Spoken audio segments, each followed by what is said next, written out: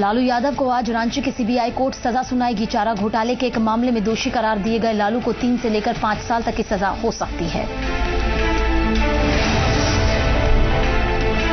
जन आशीर्वाद यात्रा का पहिया आज बड़वानी पहुंचेगा। इससे पहले सीएम शिवराज सिंह चौहान ने खंडवा के पुनासा में वायदों का पिटारा खोल दिया। सीएम ने बीपीएल परिवारों के जून तक के बिजली बिल को माफ करने की घोषणा की। श्रीनगर के अहमदनगर में हो रही मुठभेड़ खत्म हो गई है। खबर मिल रही है कि आतंकी भागने में कामयाब रहे। सुरक्षा बलों के पास लश्कर के टॉप कमांडर समेत 3 आतंकियों के इलाके में छिपे होने की जानकारी थी। मोबाइल नंबर की तरह आप भी बदल सकते हैं अपना एलपीजी कनेक्शन। देश के 30 शहरों में 5 अक्टूबर से पोर्टेबिलिटी होगा लागू। पेट्रोल पंपों पर 5-5 किलो के छोटे एलपीजी सिलेंडर मिलेंगे।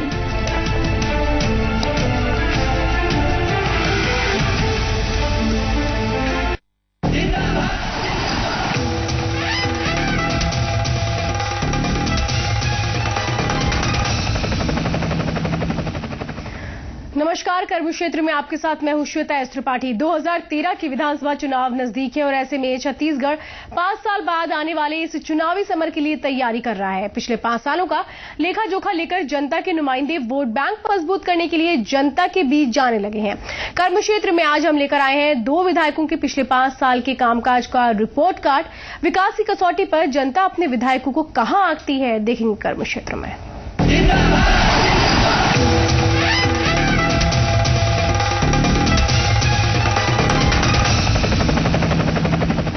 छत्तीसगढ़ राज्य में रायगढ़ की जिले की सबसे महत्वपूर्ण सीट है खरसिया, जहां से विधायक चुने जाते रहे हैं कांग्रेस के पूर्व प्रदेश अध्यक्ष और दिवंगत नेता नंद कुमार पटेल। 2008 में इलाके की तस्वीर संवारने की जिम्मेदारी भी जनता ने उन्हीं को सौंपी थी।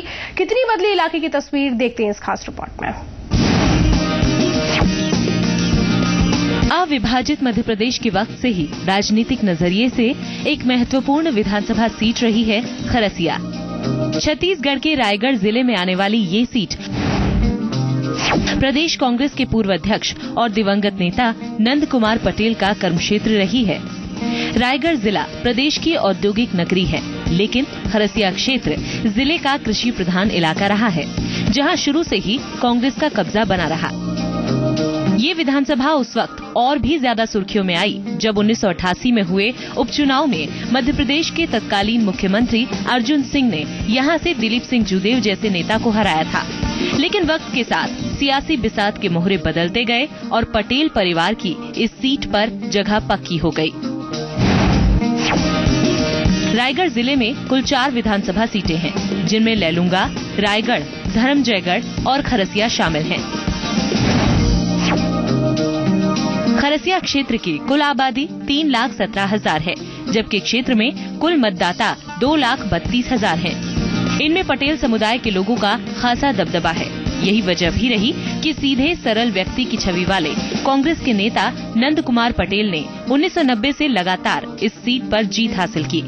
2013 में भी उन्हें टक्कर देने वाला क्षेत्र से कोई नहीं था, लेकिन दरभा नक्सली हमले में वे और उनके बड़े बेटे शहीद हो गए।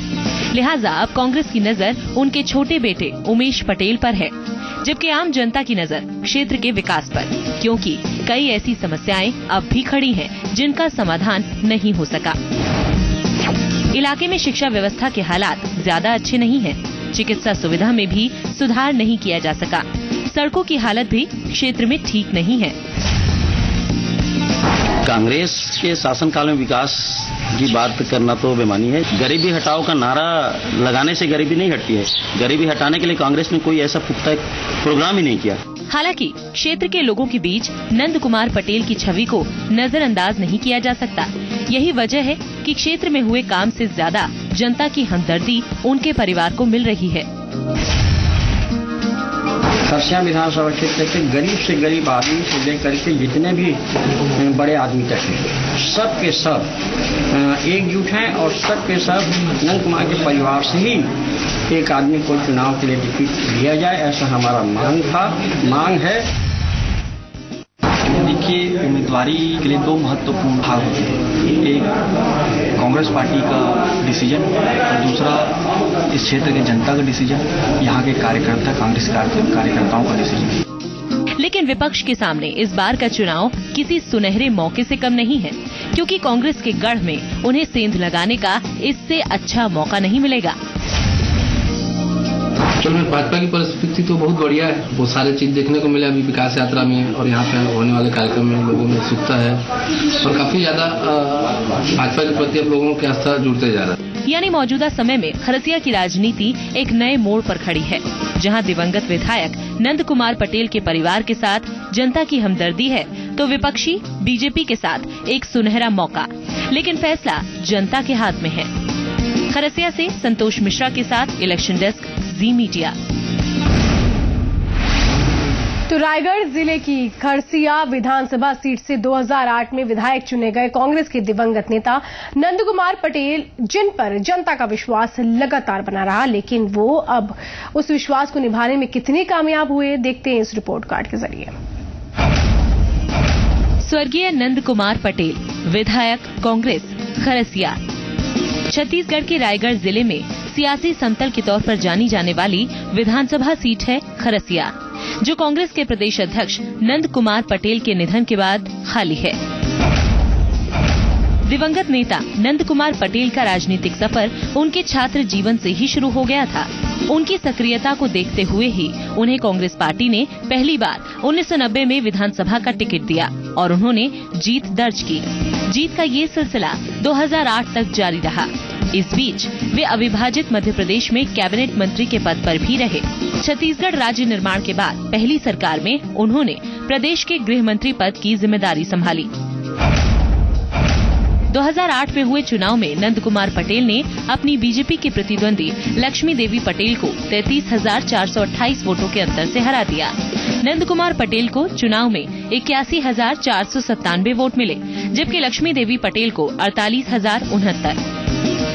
चुनाव में पटेल की जीत का फैक्टर न सिर्फ इलाके के विकास से जुड़ा था, बल्कि उनकी छवि ने क्षेत्र की जनता को बहुत ज्यादा प्रभावित किया था। हालांकि चुनावी वादों ने भी अपना काम किया और वो कभी नहीं हारे, लेकिन कुछ वादे अब भी अधूरे हैं।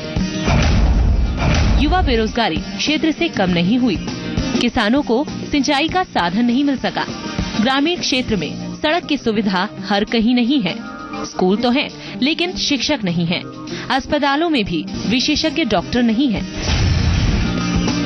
कांग्रेस के शासनकाल का तो विकास तो ऐसा कुछ दिखता ही नहीं है आज तक। तो बदलाव चाहते हैं जी, और पूरा पब्लिक भी चाहती है, जैसा सुनने को मिलता है, जैसे विकास हुआ है 10 साल में। हालांकि वादे निभाने की फहरिस्त में उनका नाम आम जनता बड़ी उम्मीद से लेती रही है, क्योंकि उन्होंने कई वादे पूरे भी किए हैं। इलाके में कई डैम बनाए गए हैं, सीसी रोड का निर्माण हुआ है, स्कूल भवन भी बनाए गए हैं, सांस्कृतिक मंच और सामुदायिक भवन भी बने दिखते हैं। नंद कुमार पटेल ने अपनी विधायक निधि से 3 करोड़ 50 लाख की राशि विकास कार्यों में खर्च की है, लिहाजा अब उनके खाते में कोई रकम शेष नहीं है। उमेश पटेल जी जो है वो बिल्कुल गांव के एक गरीब वर्ग के जो लोग हैं उनकी बात भी बड़ा धैर्य से सुन रहे हैं, और एक सीनियर कार्यकर्ता है, युवा कार्यकर्ता है, वो भी उनसे उतने ही दिल से मिल रहा है। क्षेत्र की जनता से मेरा संपर्क भी हुआ, कई लोग आए, मैं या उनके सुख दुख में रहा, उनका सभी का यही बोलना था कि हम आपको उम्मीदवारी करना चाहते हैं। नंद कुमार पटेल की मृत्यु के बाद क्षेत्र में बीजेपी ने अपनी पकड़ बनानी शुरू कर दी है, लेकिन इलाके की जनता की हमदर्दी उनके परिवार के साथ है, लिहाजा माना जा रहा है कि कांग्रेस अब उनके बेटे उमेश पटेल पर ही दांव खेलेगी। उसके लिए भाजपा से लोग जुड़ना भी चाह रहे हैं, ये सारे कार्यक्रम उसके गवाह हैं, जहाँ खुल के भाजपा में प्रवेश करने के लिए लोग तैयार हैं भाजपा के लिए। मैं इसको हाईकमान और क्षेत्र की जनता के ऊपर छोड़ता हूँ। अगर दोनों पक्ष ये करेंगे तो उसमें हमारी सोच। खरसिया का मौजूदा समीकरण एक तबके के लिए किसी परीक्षा से कम नहीं है, लेकिन तबका नंद कुमार पटेल के परिवार के साथ है, लिहाजा आने वाले वक्त में इलाके की राजनीति किस दिशा की तरफ रुख करेगी ये कहा नहीं जा सकता। खरसिया से संतोष मिश्रा के साथ इलेक्शन डेस्क, जी मीडिया। तो यहाँ पर रुकेंगे, लेकिन जब लौटेंगे तो बात होगी रायपुर ग्रामीण विधानसभा क्षेत्र से विधायक और उनके इलाके की तस्वीर की।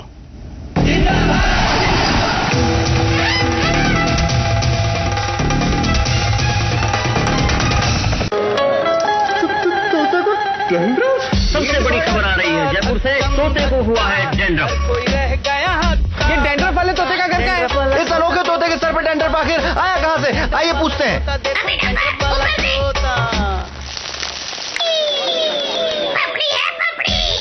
दीवारों पे पपड़ी से परेशान? पेंटिंग से पहले लगाइए बिरला व्हाइट वॉल केयर पट्टी, जो रखे दीवारों को नमी से सुरक्षित, यानी पपड़ी की छुट्टी।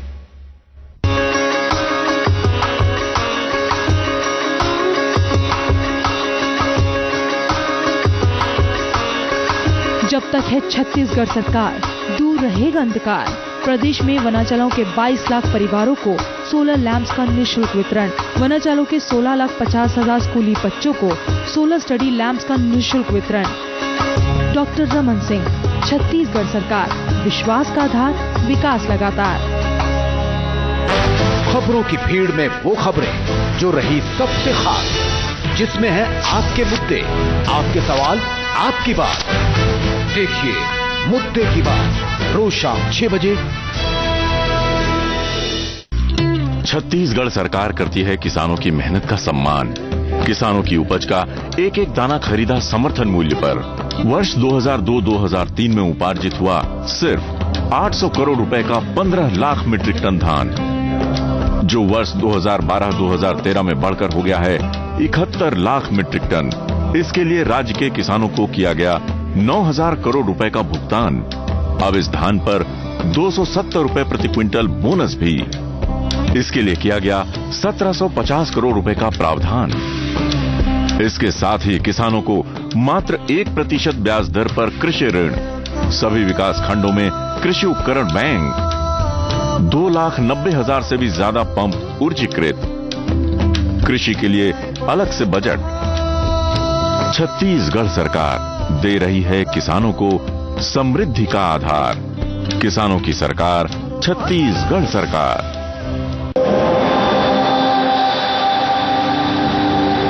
खेल का मैदान, फिक्सिंग में पकड़े गए खिलाड़ियों पर शिकंजा या मैदान तक भी फर्क सोच का है। जी न्यूज, सोच बदलो, देश बदलो। चली चली चल, बढ़ी बढ़ी चल, फुदक फुदक के बढ़ी बढ़ी चल।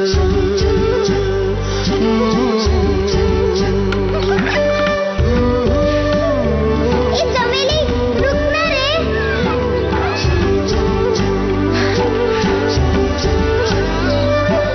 भारी सांसें चढ़ा करे तो ऊंची राहें थका भी दे तो सांस सांस से लड़ी लड़ी चल। लब डब बढ़ी बढ़ी चल। हे जोश का ईंधन बड़ा अनोखा, भागे इस पे सब कुछ बेटा। जोश से ही तू लड़ी लड़ी चल। लब डब बढ़ी बढ़ी चल।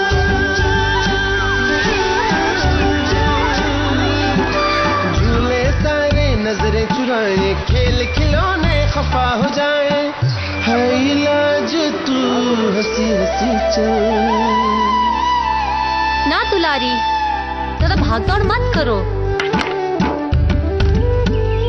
मैं हर जगह पीछे छूट जाती हूँ। बिटिया, पर अपनी तबीयत का ध्यान तो रखना पड़ेगा। फिर आप मेरा इलाज क्यों नहीं करवाती? हम चाहते हैं बिटिया, मगर खर्चा नहीं, चर्चा करो। अरे जानो जानो मुख्यमंत्री बाल हृदय सुरक्षा योजना के बारे में, जिसमें बच्चों की मुफ्त हार्ट सर्जरी होती है और पूरा इलाज करवाती है सरकार। 2000 से ज्यादा बच्चों को मिला है फायदा, तो दुलारी और उसके जैसे सभी बच्चों को मिलेगा।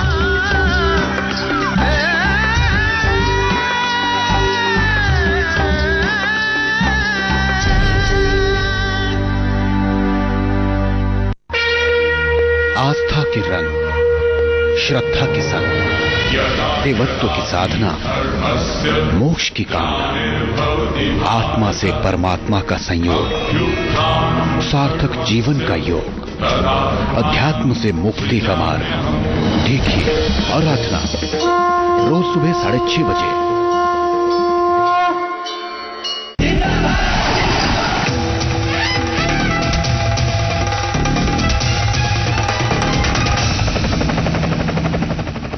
तो छत्तीसगढ़ प्रदेश की राजधानी के लिए आज से एक महत्वपूर्ण सीट है रायपुर ग्रामीण, जो बीजेपी का गढ़ रही है। मौजूदा समय में भी सीट पर बीजेपी के नेता नंद कुमार साहू का कब्जा है।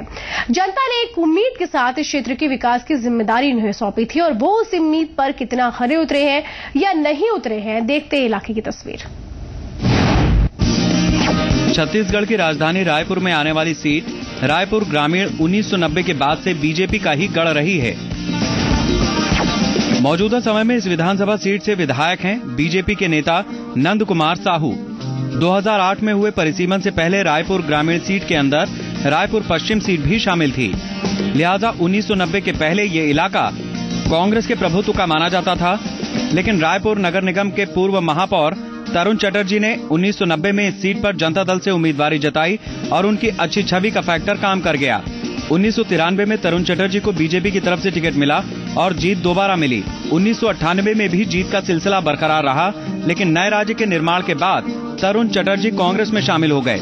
लिहाजा 2003 में बीजेपी ने युवा चेहरे राजेश मूणत को मैदान में उतारा और उन्हें जीत नसीब हुई। लेकिन 2008 के परिसीमन में राजेश मूणत रायपुर पश्चिम सीट से उम्मीदवार बने। लिहाजा बीजेपी ने क्षेत्र के जाने पहचाने चेहरे नंद कुमार साहू पर दांव खेला और उन्हें जनता का आशीर्वाद मिला। रायपुर जिले में कुल 7 विधानसभा सीटें हैं। धरसींवा, आरंग, अभनपुर, रायपुर पश्चिम, रायपुर उत्तर, रायपुर दक्षिण और रायपुर ग्रामीण। रायपुर ग्रामीण विधानसभा की कुल आबादी 2,80,000 है, जबकि क्षेत्र में कुल मतदाता 2,37,507 हैं। इन वोटरों में साहू और ब्राह्मण समुदाय का खासा दबदबा है, लेकिन चुनाव के वक्त जातिगत आधार पर वोटिंग का फैक्टर यहाँ कारगर नहीं है। 1990 के बाद क्षेत्र की जनता बीजेपी पर ही विश्वास जताती रही। यही वजह भी रही कि सरपंच और जनपद पंचायत के प्रतिनिधि रहे नंद कुमार साहू ने कांग्रेस के कद्दावर नेता सत्यनारायण शर्मा को 2008 में चुनाव हरा दिया। आम जनता को एक उम्मीद थी कि समस्याएं खत्म होंगी, लेकिन ये संभव नहीं हुआ। स्वास्थ्य सुविधाएं इलाके में बेहाल हैं। शिक्षा के क्षेत्र में भी कोई बड़ा काम नहीं हुआ। सड़कें हर जगह नहीं पहुंच सकी। बिजली की सप्लाई भी ग्रामीण क्षेत्र में ठीक नहीं है। सफाई व्यवस्था भी किसी से छिपी नहीं। जो काम करना चाहते हैं वो कर नहीं पा रहे हैं। इतनी स्थिति है कि यहाँ चलना फिरना, रहना बसना, खाना पीना सबका व्यवस्था कुछ नहीं कर पा रहे हैं। लोगों को इतनी तकलीफ है कि यहाँ बहुत ज्यादा। इस जगह भी अगर शिलान्यास किया है, भूमि पूजन किया है, जब काम स्वीकृति होती है तभी हमने उसका भूमि पूजन किया है और उसको मूल रूप दिया है, काम भी हुआ है। हालांकि विधायक नंद कुमार साहू ने एक तबके के बीच अच्छी पकड़ बनाई है, जिसकी वजह से यहाँ हुए काम सीसी रोड, सार्वजनिक प्रवेश द्वार, सार्वजनिक भवन, सांस्कृतिक मंच उनकी उपलब्धियों में शुमार है। आज तक इतना विकास नहीं हुआ है। बस्ती से लेकर कॉलोनी तक रोड, नाली, बिजली, पानी, आज तक जितना भी काम किया है बहुत करा है। मैं जनता से हमेशा मुलाकात करता हूं, जनता के पास जाता हूं और मेरे प्रति जनता का कोई इस प्रकार के नरगल बात करता नहीं होगा, क्योंकि हमने किसी के साथ अभी तक कोई दुर्व्यवहार नहीं किया, कोई कड़ा बात नहीं बोला। फिलहाल इलाके में दिख रहे रंग बता रहे हैं कि इलाके में विपक्षी दल यानी कांग्रेस अपनी पकड़ मजबूत करने में लगा हुआ है। कांग्रेस इस जगह से सियासी सूखा खत्म करने की फिराक में है। जहाँ जहाँ उनके लोग हैं उनको भरपूर धनराशि स्वीकृत होती है, और जहाँ जहाँ कांग्रेस के लोग हैं उनको धन का अभाव, राशि की स्वीकृति का अभाव रहता है, वहाँ काम नहीं होते। मैं जहां पर आवश्यकता ज्यादा है, मैंने भाजपा और कांग्रेस नहीं देखा है। जहां पर ज्यादा आवश्यकता है वहां सामान्य सभी लोग रहते हैं। मुझे समान सब मिलकर वोट दिए हैं और मैं इसलिए मैं विधायक बना हूं विकास काम करने के लिए, और विकास पर मैं कांग्रेस और बीजेपी का बात नहीं करता। लंबे समय से इलाके का माहौल बीजेपी के लिए तैयार है, लेकिन कांग्रेस भी दम दिखाने में पीछे नहीं। लिहाजा इलाके की अगली तस्वीर क्या होगी, ये चुनाव के परिणाम तय करेंगे। देवेश तिवारी, जी मीडिया, रायपुर। तो इलाके की तस्वीर तो आपने देख ली, चलिए विधायक जी का रिपोर्ट कार्ड भी देख लेते हैं। रायपुर ग्रामीण विधानसभा क्षेत्र से विधायक है बीजेपी के नेता नंद कुमार साहू, जिन्हें नए परिसीमन के बाद बीजेपी की टिकट पर विधानसभा का चुनाव लड़ने का मौका मिला, लेकिन जनता से चुनाव के दौरान किए गए वादों से कितने निभा पाए हैं वो अपने वादे, देखते इस रिपोर्ट कार्ड में। नंद कुमार साहू, विधायक बीजेपी, रायपुर ग्रामीण। रायपुर जिले में परिसीमन के बाद रायपुर पश्चिम के निर्माण के बाद नए सिरे से बनी रायपुर ग्रामीण कई मायनों में अहम है। इस सीट पर बीजेपी ने अपना कब्जा बरकरार रखा है। मौजूदा समय में यहां से विधायक हैं नंद कुमार साहू। नंद कुमार साहू का राजनीतिक सफर ग्राम पंचायत से शुरू होता है। वो अपने गृह ग्राम से बतौर सरपंच चुने गए। इसके बाद उन्होंने जनपद पंचायत तक का सफर तय किया, लेकिन 2008 में हुए परिसीमन के बाद बीजेपी ने उन्हें कांग्रेस के कद्दावर नेता सत्यनारायण शर्मा के सामने उतार दिया और आम जनता ने उन पर विश्वास जताया। 2008 में नंद कुमार साहू ने अपने प्रतिद्वंदी सत्यनारायण शर्मा को 2,989 मतों से हरा दिया। नंद कुमार साहू को चुनाव में 46,535 वोट मिले, जबकि सत्यनारायण शर्मा को 43,556। आम आदमी को एक उम्मीद थी कि बीजेपी के विश्वास के साथ आम लोगों के बीच से निकला व्यक्ति उनकी सभी परेशानियों का हल लेकर क्षेत्र में प्रवेश करेगा, लेकिन अफसोस कि चुनाव के वक्त किए गए वादे अब तक अधूरे हैं। इलाके में व्यवस्थित नालियां अब तक नहीं बनी, पानी की समस्या भी खत्म नहीं हो सकी, बिजली व्यवस्था क्षेत्र में ठीक नहीं है, सड़क हर जगह तक नहीं पहुंच सकी। बड़ी बात तो परेशानी लाइट का है ना। लाइट है, पानी तो जो भी मिलत थे, लेकिन रोड का भी परेशानी है। रोड बहुत दिन से बन ही ऐसे करके बोले थे, लेकिन नहीं बन पाया। की भौगोलिक स्थिति अलग है और शहर के चारों तरफ फैला हुआ है। अब हर दिन हर गांव में जाना संभव नहीं है, पर निरंतर मैं कोई न कोई गांव का दौरा हर दिन करता हूं। हालांकि ऐसा भी नहीं कि क्षेत्र में विकास के कोई काम ना हुए हों। विधायक ने कुछ काम कराए भी हैं। अंधेरे में डूबी रहने वाली बस्तियों में रोशनी हुई है, नालियों का निर्माण कराया गया है, अंदरूनी इलाकों में सीसी रोड बनवाई गई है, सार्वजनिक भवन और द्वार भी देखे जा सकते हैं। सांस्कृतिक मंच की सौगात भी लोगों को मिली है। अपनी विधायक निधि से साहू ने 3 करोड़ रुपए विकास कार्यों में खर्च करने का दावा किया है, लिहाजा अब उनके खाते में कोई रकम शेष नहीं है। हर समाज के लिए भवन, अपने विधायक निधि से भवन निर्माण के लिए धोबी समाज, यादव समाज, सतनामी समाज, बाकी के लिए ब्राह्मण, थोड़ा ये सब के लिए बहुत से निर्माण कार्य करा चुके हैं।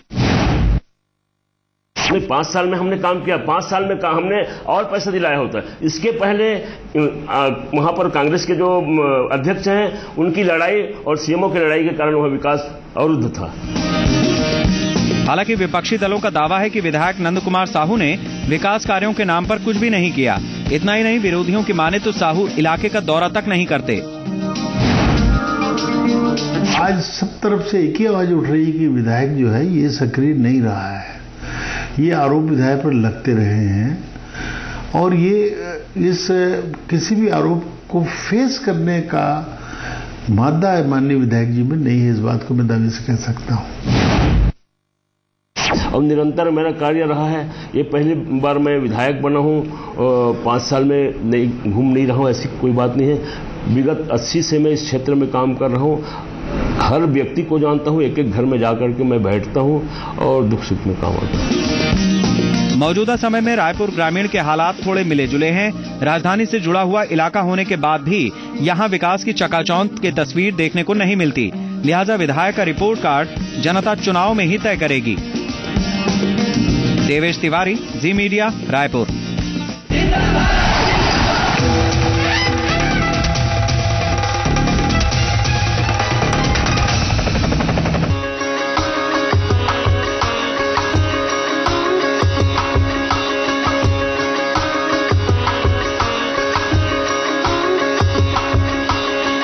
सदी की पहली ग्रीनफील्ड कैपिटल सिटी नया रायपुर।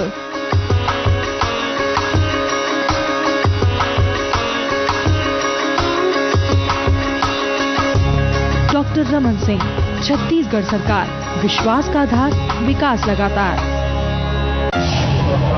अफजल इस समय पुलिस की गिरफ्त में। जहां एनकाउंटर से सुबह होती है, दिल्ली पुलिस ने इन आतंकवादियों को यहाँ ढेर कर दिया। हाइडआउट्स पे शाम आतंकवादियों ने अपने हाइडआउट्स बना रखे हैं, जहां तस्वीरों में कैद हैं तारीखें और तारीखों में राज। पाकिस्तानी सीमा पर सैनिक तैनात हैं। जिस जगह पर हम खड़े हैं यहाँ हमारा और मौत का आमना सामना है। पाकिस्तान की तरफ क्राइम की ऐसी ही दुनिया में 25 साल से बेबाक बेखौफ नवीन कुमार। क्राइम रिपोर्टर सोमवार से शुक्रवार रात 11 बजे। चली चली चल बढ़ी बढ़ी चल, फुदक फुदक के बढ़ी बढ़ी चल।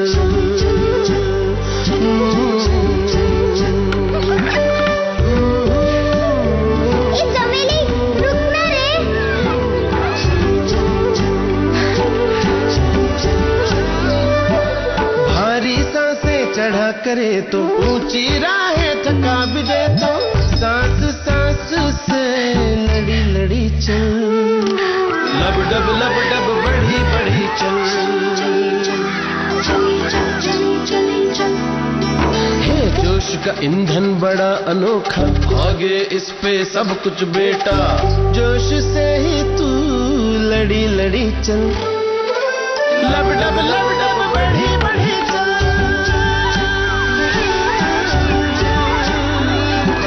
झूले सारे नजरें चुराए, खेल खिलौने खफा हो जाए। है इलाज तू हंसी हंसी चल। ना दुलारी, ज्यादा भागदौड़ मत करो। मैं हर जगह पीछे छूट जाती हूँ। बिटिया, पर अपनी तबीयत का ध्यान तो रखना पड़ेगा। फिर आप मेरा इलाज क्यों नहीं करवाती? हम चाहते हैं बिटिया, मगर खर्चा। खर्चा नहीं, चर्चा करो। अरे जानो जानो मुख्यमंत्री बाल हृदय सुरक्षा योजना के बारे में, जिसमें बच्चों की मुफ्त हार्ट सर्जरी होती है और पूरा इलाज करवाती है सरकार। 2000 से ज्यादा बच्चों को मिला है फायदा, तो दुलारी और उसके जैसे सभी बच्चों को मिलेगा।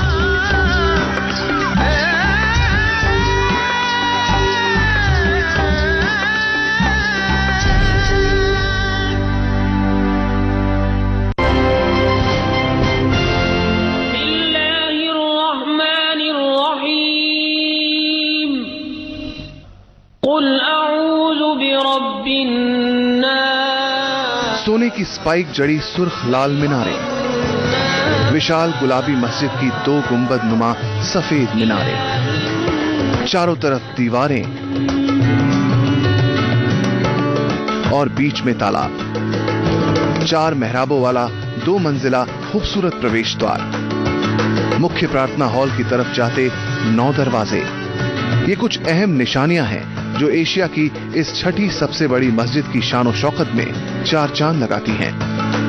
अगर इस तालाब को भी जोड़ लिया जाए तो कई जानकार इसे दुनिया की सबसे बड़ी मस्जिद भी कहते हैं। 1844 के करीब शाहजहां बेगम के काल में भोपाल की ताजुल मसाजिद का निर्माण कार्य शुरू हुआ था, जो धन की कमी की वजह से बार बार रुकता रहा। आखिरकार 1971 में भारत सरकार ने इसका निर्माण कार्य पूरा कराया। देखने में हूबहू दिल्ली की जामा मस्जिद की नकल लगती ये मस्जिद वैज्ञानिक तरीके से बनाई गई है। ध्वनि तरंग के सिद्धांत पर यहाँ 21 खाली गुंबदों की ऐसी संरचना है कि मुख्य गुंबद के नीचे खड़े होकर जब इमाम कुछ कहता है तो इसकी आवाज पूरी मस्जिद में गूंजती है।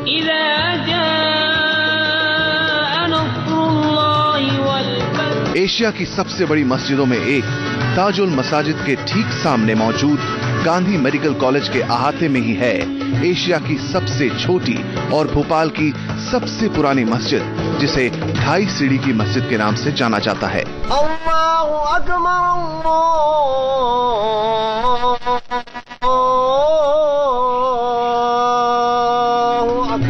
मस्जिद के नाम को लेकर एक कहानी है। वो ये कि इसके निर्माण के वक्त हर चीज यहाँ 2.5 बनाई गई थी, जैसे 2.5 सीढ़ियां, 2.5 कमरे। एक दूसरे के आमने सामने बनी ये 2 मस्जिदें बेशक आकार में एक दूसरे से जुदा हों, लेकिन इबादत के मामले में दोनों एक सा मुकाम रखती हैं।